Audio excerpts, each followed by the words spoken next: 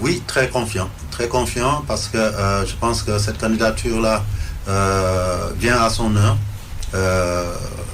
Je suis quelqu'un qui est dans le sérail depuis assez longtemps, depuis 11 à 12 ans maintenant. J'ai tout connu au sein des instances internationales du football, que ce soit la CAF particulièrement, mais aussi à la FIFA. J'ai un vécu ici.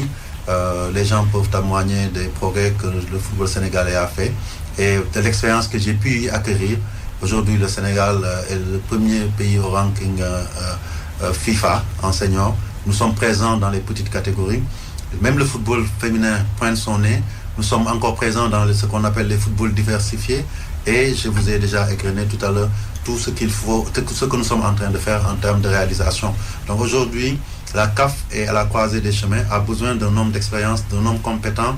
Mais aussi, je pense que j'ai cette chance-là dans mon cursus au niveau des instances internationales pour d'avoir pu nouer des relations et d'avoir pu me faire apprécier par mes collègues présidents. Et tout cela fait qu'aujourd'hui, je pense et j'estime être le candidat qui peut relever ce nouveau défi après les difficultés que la CAF a connues et au point aujourd'hui d'être dirigé aussi bien au niveau de sa présidence qu'au niveau de son secrétaire général par des personnes qui ont été désignées par intérim. Ça montre à quel point donc l'institution a eu des difficultés.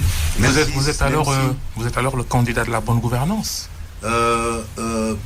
Pas seulement de la bonne gouvernance, je serai candidat de la bonne gouvernance parce que dans tout mon cursus, ça a été mon moteur, ça a été mon viatique.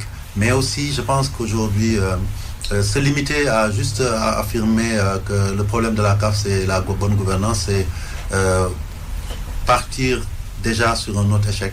Nous sommes une confédération qui a un vécu, qui a ses réalités, qui a fait des progrès sur certains aspects sur lesquels on ne met pas qu'on ne met pas souvent en exergue et qui aujourd'hui a besoin d'un nouveau leadership qui lui permette justement non seulement de rendre visible tout ce qui a été fait, mais surtout de renforcer, de consolider. Mais bien entendu, aujourd'hui, les problèmes de gouvernance structurelle sont là. Nous devons rénover la CAF, à mon avis, le doter de nouveaux habits, que ce soit au niveau de son ordonnancement juridique, ses textes de fonctionnement, ses statuts, mais aussi dans le management à proprement parler, pour mieux se rapprocher de ce que fait un peu partout à la FIFA, à la CAF.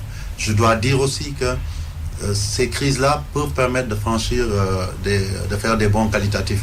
La FIFA a connu ses heures de difficulté en 2015 et après elle a fait preuve de résilience, elle s'en est sortie. Aujourd'hui, c'est le tour de la CAF. Mais pour cela, il faut trouver le leadership qu'il faut, il faut trouver l'homme qu'il faut pour travailler avec une équipe qui puisse rebâtir, recadrer la démarche managériale de la CAF.